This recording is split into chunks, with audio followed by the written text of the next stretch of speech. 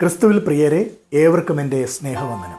വിശുദ്ധ മത്തായി എഴുതിയ സുവിശേഷം 11-ാം അധ്യായം 28 മുതൽ 30 വരെയുള്ളതായ വചനങ്ങൾ വായിക്കുമ്പോൾ അവിടെ നമുക്കിങ്ങനെ കാണുവാൻ സാധിക്കും. യേശു കർത്താവ് പറയുന്നു, അധ്വാനിക്കുന്നവരും ഭാരം ചുമക്കുന്നവരുമായുള്ളവരെ എല്ലാവരും എൻ്റെ അടുക്കൽ വരുവിൻ, ഞാൻ നിങ്ങളെ ആശ്വസിപ്പിക്കും. ഞാൻ സൗമ്യതയും താഴ്മയും ഉള്ളവനാകയാൽ എൻ്റെ നുകം ഏറ്റുകൊണ്ട് എന്നോട് പഠിപ്പിൻ, എന്നാൽ നിങ്ങളുടെ ആത്മാക്കൾക്ക് ആശ്വാസം കണ്ടെത്തും. എൻ്റെ നുകം മൃദുവും എൻ്റെ ചുമട് ലഘുവുമാകുന്നു.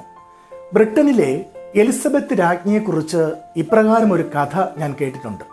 അവരുടെ സഹോദരിയായ മേരി രാജ്ഞിയുടെ പട്ടാഭിഷേക സമയത്ത് അല്പനേരത്തേക്ക് കിരീടം വഹിച്ചുകൊണ്ട് നിൽക്കുവാൻ എലിസബത്ത് രാജ്ഞി നിയോഗിക്കപ്പെട്ടു. ഇത് വളരെ ഭാരമുള്ളതാണ് എന്ന് എലിസബത്ത് പരാതിപ്പെട്ടു. അതിന് മറുപടിയായി ഒരു ഉയർന്ന രാജകീയ ഉദ്യോഗസ്ഥൻ പറഞ്ഞത് ഇങ്ങനെയാണ്: ക്ഷമിക്കുക, ഇതിന് ഭാരം തോന്നിക്കുമെങ്കിലും ഇത് നിങ്ങളുടെ ശിരസിൽ വയ്ക്കുന്ന സമയത്ത് ഒട്ടും ഭാരമുള്ളതായി അനുഭവപ്പെടുകയില്ല. പ്രിയമുള്ളവരെ, ക്രിസ്തീയ ജീവിതത്തിൻ്റെ മഹത്വം മനസ്സിലാക്കുവാൻ വീണ്ടും ജനന അനുഭവത്തിൽ അല്ലാതെ പ്രാകൃത മനുഷ്യന് ഒരിക്കലും കഴിയുകയില്ല. അത് അവനെ സംബന്ധിച്ചിടത്തോളം വളരെയേറെ ഭാരമുള്ളതാണ്. എന്നാൽ ദൈവകൽപ്പനകൾ ഒരു ദൈവ പൈതലിന് ഒട്ടും ഭാരമുള്ളവയല്ല. പക്ഷേ ഒരു പ്രാകൃത മനുഷ്യന് തീർച്ചയായും അത് ഭാരമുള്ള ഒരു നുകം തന്നെയാണ്. ദൈവിക ശുശ്രൂഷകൾ അതിനുവേണ്ടി പ്രത്യേകം അഭിഷേകം ചെയ്യാത്തവരെ സംബന്ധിച്ചിടത്തോളം ഭാരമുള്ള ഒരു കാര്യം തന്നെയാണ്. അടുത്തതായി യേശു കർത്താവ് അരുളി ചെയ്തത്, എൻ്റെ നുകം മൃദുവും എൻ്റെ ചുമട് ലഘുവുമാകുന്നു എന്നാണ്. യേശു കർത്താവിൻ്റെ നുകം വഹിക്കുന്നതിന് മുമ്പായി നാം നമ്മുടെ പാപത്തിൻ്റെ അമിക്കയറുകളെ പൊട്ടിച്ചെറിയേണ്ടതായിട്ടുണ്ട്. പിശാചിന്റെ നുകവും യേശു കർത്താവിന്റെ നുകവും ഒരേ സമയം വഹിക്കുക എന്നത് തികച്ചും ദുഷ്കരമാണ്. യേശുവിന്റെ നുകം പാപികൾക്ക് ദുസ്സഹമായി തോന്നുന്നതിന്റെ കാരണവും ഇതുതന്നെയാണ്. പഴയ നിയമം പഠിക്കുമ്പോൾ ദൈവത്തിന്റെ പെട്ടകം ഫെലിസ്ത്യ പാളയത്തിൽ ഒട്ടേറെ പ്രശ്നങ്ങൾ സൃഷ്ടിച്ചതായി കാണുന്നു.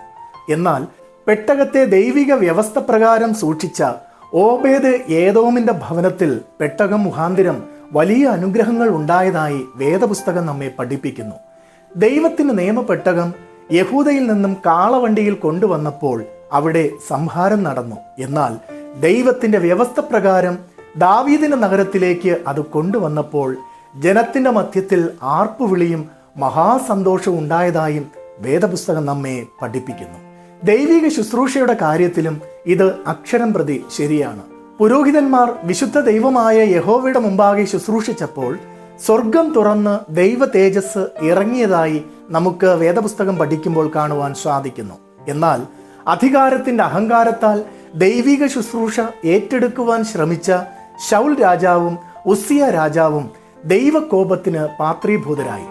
യേശു കർത്താവിന്റെ പുതിയ നിയമസഭയിൽ വിവിധങ്ങളായ കൃപാവരങ്ങളോടുകൂടെ പ്രത്യേകമായ ശുശ്രൂഷ രംഗങ്ങളിലേക്ക് നിയോഗിക്കപ്പെട്ടിരിക്കുന്ന നാമും ദൈവിക ശുശ്രൂഷകളുടെ പ്രാധാന്യവും ജീവിത വിശുദ്ധിയുടെ അനിവാര്യതയും വ്യക്തമായി മനസ്സിലാക്കി പ്രവർത്തിക്കുവാൻ ബാധ്യതയുള്ളവരാണെന്ന വസ്തുത നാം ആരും ഒരിക്കലും ഒരു കാലത്തും വിസ്മരിച്ചു പോകരുത്.